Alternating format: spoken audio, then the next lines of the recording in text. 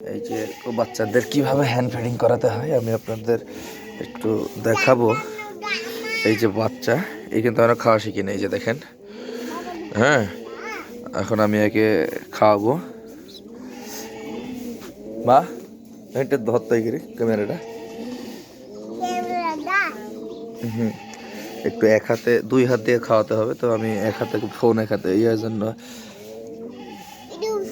এই যে এইভাবে রাখবে, এইভাবে। হ্যাঁ,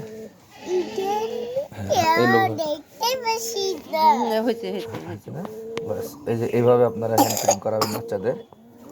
এই যে দেখেন ছোলা, এটা এর সাথে চাইলে অন্য কিছু দিতে পারবেন।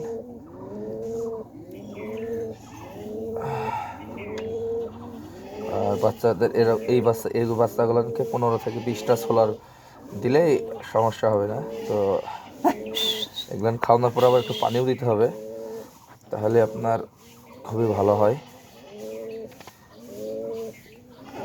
বাস এই যে দেখেন খেয়ে নিয়েছে সুন্দরভাবে। এখন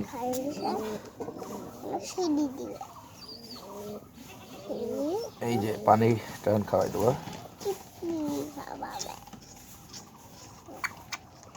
বাস এই হচ্ছে হ্যান্ড ফিডিং এর নিয়ম। তো এইভাবে আপনারা খাওয়াইতে পারবেন।